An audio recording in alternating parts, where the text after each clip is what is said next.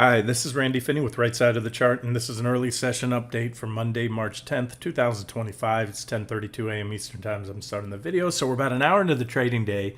Markets are red again, but I want to talk about the likelihood or potential for bounce scenario, trading strategies, how to trade it. I'm going to start out here on this chart right here. This is a QQQ daily chart. You can see some purple lines I marked up. And what those show is the oversold readings. In fact, you know what I can do is park the PPO. We don't need that right now. Just give you a little more real estate and talk about oversold. All right, so there's a saying in the markets. I say it often, and I'm sure I'm not the only one to say it this way. That the markets are like a rubber band.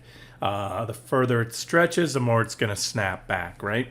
Meaning that when something gets deeply oversold, you usually see pretty powerful relief rallies after that. I take that analogy and I add something to it. If you played around with rubber bands, whether as a kid or whatever reason, maybe you're working on a project, you realize you can stretch a rubber band, but actually if you stretch it too far, it actually breaks. And so I just want to throw that out there that's an ever-present, especially now. Your markets never break after a big flush out. In other words, after a bear market or a major correction is over, it's kind of reset market conditions. Credit spreads, have reset right now. Right now, all the conditions that I've been talking about for a year are ripe for that break. Credit spreads, I've been saying for probably 6 months or more now. I'm not the only one. I know Jamie Dimon said it, or have not been pricing in the risk to this market, and that's a very big real. It's been an omnipresent risk for this market for a while now. So things like that. In other words, just keep that in mind. So I'm still going off the fact that the rubber band will probably bounce. I'm going to show you some scenarios, but that's plan A. And I'll show you, how to game a bounce rally, a snapback rally if we get one. But then if the rubber band breaks, and there's been, it's very rare, but, since I've been doing this, even as a full-time trader, but before that as a, stockbroker, been in the financial markets for decades now. Every now and then you do get those crash type scenarios. 1987, for those of you old enough to remember, read about it. Black Monday can't happen again due to circuit breakers. They'll just literally, the market will shut down after a certain amount. It hits trading halts, goes down so much, and then they'll just shut it down for the day. So you're not going to see the 20-something% single day drop. But you could see, circuit breakers only prolong or slow down the inevitable. The market's going to go to point A, from point A to point B, which my longer term targets still have the NASDAQ going down 50% drop off the highs. Haven't waffled on those targets, maintained them for a while now.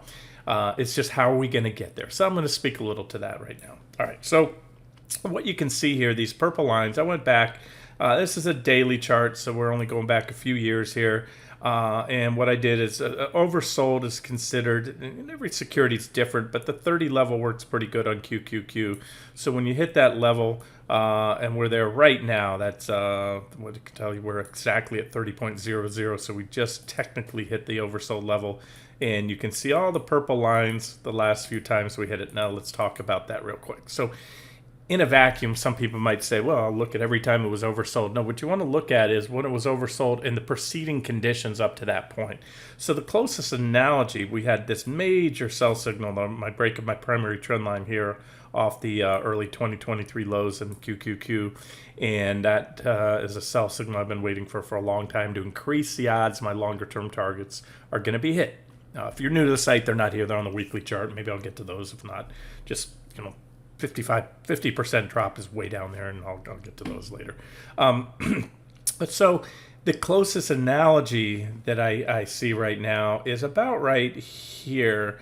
So you want to look at, leading up to this divergent high right here, which finally, and I've always said divergence and overbought conditions are not sell signals or conditions. Sell signals come on break of support levels, such as uptrend line, price support, key moving averages. Those are your sell signals. Now, we're still in very close proximity to the 200s. We're below them on QQQ, a hair below on SPY, but still very much in close enough proximity to close the week to successfully defend them, especially on a weekly closing basis. That's really the important thing there. So that's it. We're oversold. Last time we were oversold was right here, but remember this was during the uptrend, and that oversold reading, that was the day we covered with impunity, covered our shorts, reverse long because we had fallen back for the first time, and the chart said there were other reasons. There are many reasons to go long, and the market hit oversold. And we had one, a nice rally off there. And it also hit uptrend line support. It hit the 200 days, et cetera, et cetera, et cetera. So while we hit oversold, my point is we also hit a lot of support levels. Time before that was right here. And you can see, just look at these, the horizontal lines, which I lined up with the oversold readings. I didn't include the ones that came close, but no cigar. Here, in a bear market, oversold tends to become more oversold or stay oversold for an extended period of time. That was a bear market, so keep that in mind. The bottoms on bear markets usually come after a series of consecutive but higher oversold readings, just like in a bull market. The top comes after extreme overbought conditions, but lower each time. That's what the divergence is, the negative divergence. You can have lower highs on the RSI gets extremely oversold. Its market's frothy. You have a little correction, but it keeps going up, and then you get that divergence. So keep that in mind. So at some point here, if I'm correct on where we're going longer term, you're going to see us get deeper oversold and even stay oversold for an extended period of time. In fact, I'll show you that right here. So there's those COVID right here. COVID was kind of a different bear market. It was by every metric 36% drop, but it was over in the S&P 500, that is, and it was only over 6 weeks. It's what I referred to. I labeled it as Ursa interruptus, my kind of made up Latin term for a bear market. Interrupted. Both all fiscal and monetary stimulus, the federal government, the Fed, they all hit the nuclear button at the same time. Every central bank around the world. We've never ever seen anything like it, not even remotely close. So we kind of exploded. There was already a bear market priced in the charts. They just wouldn't let it happen. If you have enough power, again, if you fire off the nukes, you're going to prevent anything and print enough money, and that's what we got there. So that's what we did. So this has been a more normal market sense. Again, that was kind of similar, actually close to the crash in '87, although that was really more of a 1-2 day thing. Okay, so again, now the point is it was in a bear market, and the oversold readings came first, and then the bottom came very shortly after. In a normal market, the bottom coincides, you can see here, with the oversold reading there. That was just before, that was the final thrust up in the last bull market that ended, if you want to call that a bull and bear market, again, semantics. I think this is one super secular bull that probably ended right here. And this was a, corrective wave. But again, it was, by every, the old school metrics of a drop or 20% or more of a 20% or more drop counts as a bear market. So we had that one. Then we pushed on up, made that final and still divergent high. Then we got the sell signal right there, right? We took out the trend line. Then we took out the 200s, just like now. But what did we do? Right after taking out the 200s. So this is the closest analogy to what I see happening today. We took out the 200s by a pretty clear amount. You can see we didn't have, you don't have to squint to see it. There's a couple candles there on a daily time frame, so it's a few days. But then what happened? We hit oversold.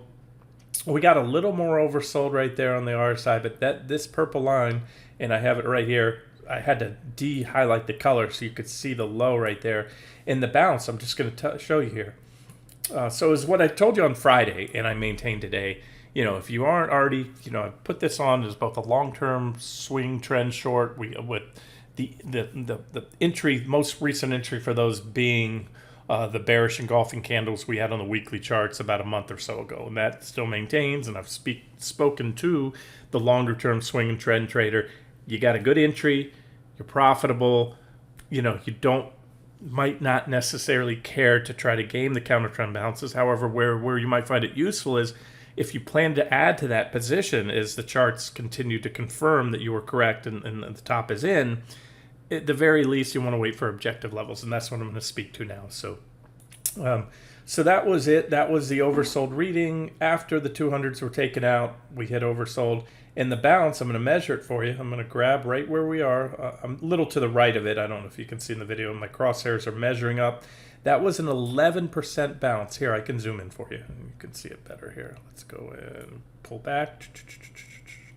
Okay, so what I'm talking about is right here, the low of that candle came intraday. You can see the long skinny part, the green part at the bottom. That's called the it's a shadow, aka tail, when the shadow is below the body. And so that means intraday was a pretty heavy big down day, and then all of a sudden at some point they came in to buy it and actually turned the market green, and you had a little red day the next, but then another up day intraday, and then boom. Oh no, I'm sorry. Let me do this correctly. I missed that, guys. I'm just looking the first 2 days. Grab the bottom again. There's the rally. And where was it to? It was an 11% rally. Okay, so I was right on the 11%. Back to in just enough, like I said. In this mark, you almost have to count these false breakouts. They took it just a hair above the 200-day simple moving average, a little above the exponentials in red. And then that was it. So that was effectively a back test. You had a lot of momentum to carry you up. I call that a momentum field overshoot. Got rejected, tried again, rejected off the 200s, and then boom, another leg down. Rallied back, checked the 200s again, tried it for a few days, another smack down, and we all know what you can see what happened there. So again, this is kind of give you an idea. The rubber band was pretty stretched. There was a whole lot more downside to come. Remember, I had those long-term targets. We were short off those highs. We gamed that last bear market with near impunity. Gamed the 2 big counter trend rallies on the long side for active traders. And this is, I think, similar to where we're at now. Now, again, as I said in the beginning of the video, what does it mean? Like, okay, so I use that analogy, the rubber band, if you stretch it too far, it just breaks. Again, we have conditions now that I think exceed back then. There's this and that's what happens after such a prolonged, frothy bull market is sentiment just gets, you get the perception the stock market is absolutely bulletproof. Again, I've been monitoring and talking about credit spreads being unusually low, put to call ratios, my sentiment indicators. Those are all the extremes I talk about. And so when a market has a lot of fear, when credit risk is priced in appropriately, it helps to limit the downside. But when it's not, that's when you can get those market crashes. Again, and we've certainly had those conditions for a while now. I've been talking about that. So what I'm saying is, excuse me, I showed you the similarities back here. Before the top, oversold, then finally the breakdown, the break of the 200s, but then oversold again, and a nice 11% or so bounce from there. That may happen. Still pretty decent chance, but things could break, and if they break, then you're talking just pretty much a crash. And for those of you new, let's go and I'll show you my targets. I've shared with you many times. These are the long-term swing/trend targets. Really go back to that last top. We hit T2 there, the 200-day moving averages, and we bounced. We made a marginal new and still divergent high. And so the targets from back in 2024 here maintain. I still maintain these targets. T7, and that's my final target, which again would call for a drop of roughly 50% off the highs. And so how we're going to get there depends on whether or not the market's actually just the rubber band snaps and breaks. Now, if it did, could be a quick swoon down. Remember, T3 is my next target. T2 still support, but it was already hit and checked once. We had a nice reaction off there. T3 is minor-ish support. T4 is even better. So, like I've told you since before we even peaked here, that my expectation is very little, possibly no reactions off T2 and even T3 till we get down to T4. But we'll see. We'll take it one day at a time. All right. So again, we're in close proximity. Let's look at SPY, the S&P 500. This is a daily chart here. Let's go here to nice price support. You can see that we closed the week. This is a weekly chart. So there was that stick save, and we closed the week to print the candle right on top of the 200 simple. exponential on the weekly chart here. It's a 40-week moving average, and we are below it. The week is very young right now. We're just a couple hours into an hour into the first trading day of the week, so still very, very much a chance to do that. And again, nice price support. When I go to the daily chart, you can see here. I'll zoom in quickly. There's the last week's candle, little stick save into the close, and we're down below it right now, but we just hit that target there. That support level 56 564.67 support level I've had on this chart since created that back in November 2024 right there. And so either way, that's what I think will happen is we'll probably step in. You can see I gave you this setup last week. We still have, this is SPY, but you can have it on QQQ, little wedges. You still have that positive divergence I like to see on the 60-minute charts of SPY, QQQ. This is a 60. We're on QQQ, 60-minute divergence, positive divergence. That downtrend line should probably fit like that. I have different boards, but that's it right there. NQ, the Nasdaq 100 futures, still have the divergence. Let's get rid of that. You have this. Trying to draw the line there. You still have very much so positive, pretty strong positive divergence on a 60. And again, you know me, I like my divergent lows and my divergent highs, and that's it. You can see them all here on this. This is 6-month, 2-hour chart. Divergent high, drop, divergent low, rally, divergent high, drop, divergent high, drop, divergent low, rally. All right, so that's it. And how much? Yeah, I gave you targets last week. We'll kind of play it by ear here. And so, look, whether or not you're looking to game alongside bounce or you're looking to get short and start adding to or initiate some shorts, that's certainly, remember that red line there I've been talking about forever and a day, the bottom of the trading range. Had the green line here. Told you when we popped it, fall back under the green line would be an objective short entry.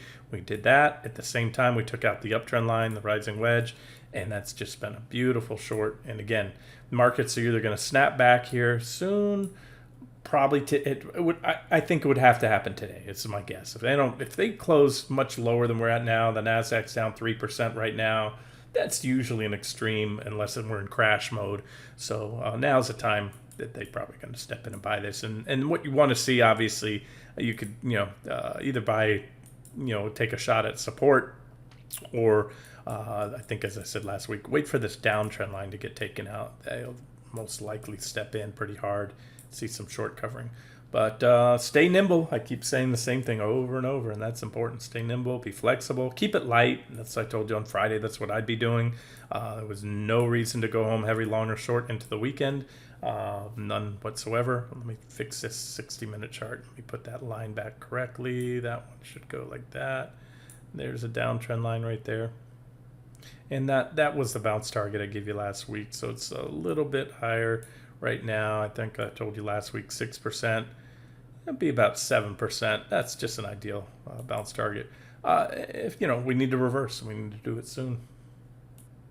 Let's rifle through the market leading stocks real quickly. Take a look at those. Let's just look at my weekly chart. That's what I like. Kind of gives me the big picture. Apple is once again, this is a weekly chart. So it's right here, 40-week exponential moving average in red, which is the 200-day. So Apple is once again testing the 200, just like it was back there. But it's also at risk of taking out this uptrend line that comes off the 2024 lows. Right now, the candle is down through there.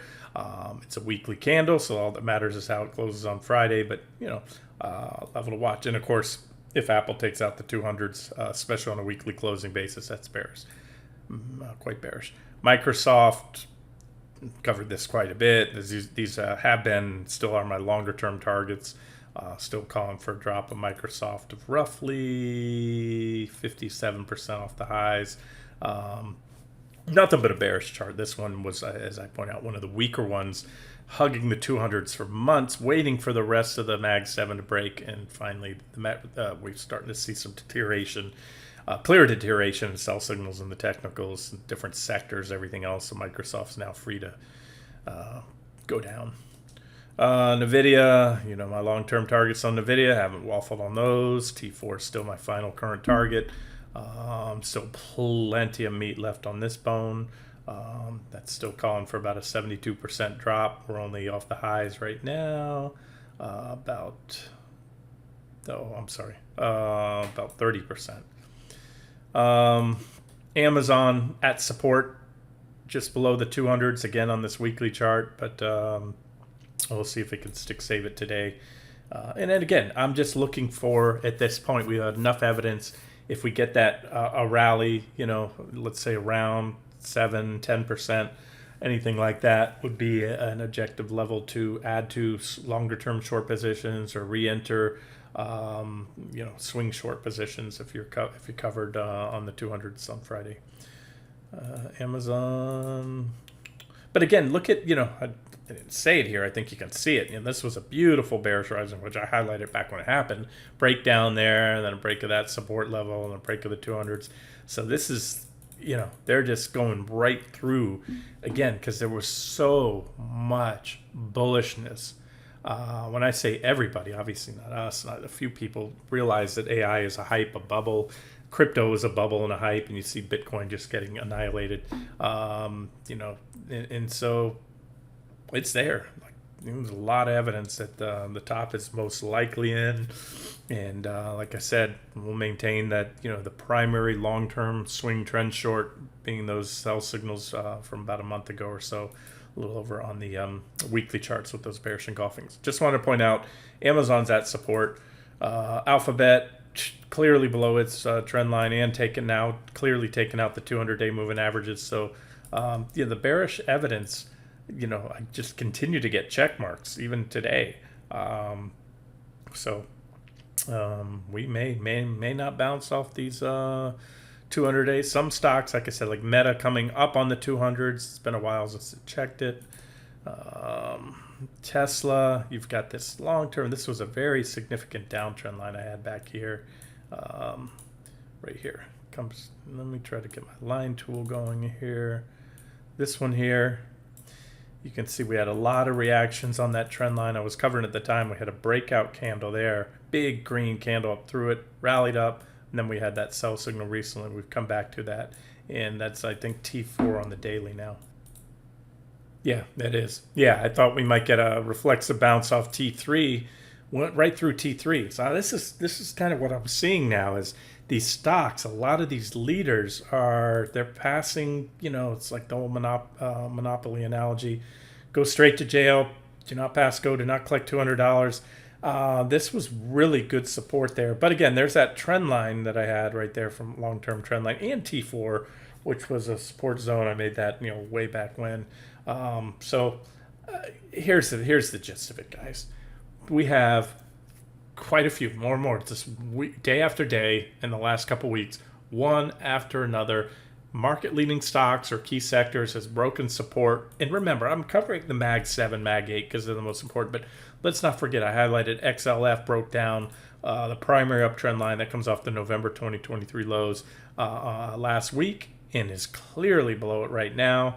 The 800-pound gorilla in the room, JP Morgan, also took out its primary uptrend line on Friday and is clearly below it now, coming up to the first support level, about 226.72 in the 200. So again, at minimum, and I still favor a reflexive bounce.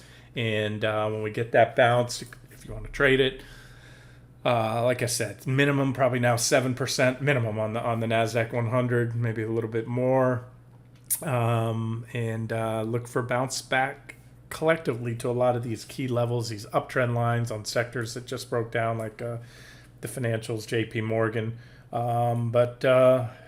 Just, as far as your stops and your position sizing, just know that I think the conditions now are as high as they've been since probably the global financial crisis, that we could get that type of crash, because I've just watched for the longest time credit spreads and price action on things like NVIDIA and all things tech and AI in that bubble, and then crypto and Bitcoin. in the introduction, the wide adoption of the ETFs, right around the time that was probably going to go down in history as a kiss of death, sucking in the final, tremendous amount of retail money. Retail investors typically want to buy ETFs. They got Bitcoin futures, and the actual crypto has been around for years. Professionals could access that, but when they rolled out last year all those new crypto ETFs, that undoubtedly sucked in just a tremendous amount of retail money, which is now all underwater. Remember, that's still an active short on the site. I gave you that. IBIT is the one I gave you for that. And that's it. We hit T2 we hit it, bounced a couple times off it, and we're coming up on T3. We just took out, and see, this is no bueno too unless we get a stick save here. There's that uptrend line. You know what I can do, guys? I'm going to do it now. See this uptrend line? I've had it here before. I'm going to pull it down, and I'm going to put it here. Why did I do that? Well, I wanted to come in and capture. I had cut out that reaction low there to come in and catch this one. Look, we already hit T2, and that's where I had it coming in. We already bounced, so now we're coming up on support. Oh, it had a big old gap, and that's why T3 was there, by the way. So Bitcoin, if I'm correct, the market's probably going to bounce today. Off today's lows will be a big reversal. If we close green, there'll probably be follow through in the next couple days this week. Bitcoin most likely will bounce more in percentage terms in the market because it's a risk on asset. I just showed you coming up to support. Let me show you some of my charts here. Which one is this? There's the actual crypto. There's a long-term uptrend line. BTC crypto is coming up on the futures I have here. Let me see here. Let me fix this one. Let me go back to a 6-month chart. Yeah, what you can see is these are the futures. They're going to track a little differently than the actual, but there's that huge gap right there. And you can see that we had that positive divergence, as I mentioned, right here, and we got a nice bounce. It was a beautiful, beautiful bounce because we hit that with the uptrend line that broke right here. We backfilled that gap, we bounced, and then gapped up, hit perfect back test of the trend line, rejection, and we're back down there again. Remember, I highlighted positive divergence back then, and what you can see now is if we can go down just a little bit more or even equal that low, right where I put this trend line here. I wanted to do a regular line. Let me get rid of that. Let me do a regular trend line. Okay, and so if we get an equal, or close enough, or a marginal new low, meaning slightly lower, it has to happen soon. Why does it have to happen soon? Again, to have an ideal setup, to keep this divergence intact. Because if we go down much more, if it's anything much more than a marginal new low followed by a reversal, we go here, you're going to take out the divergence.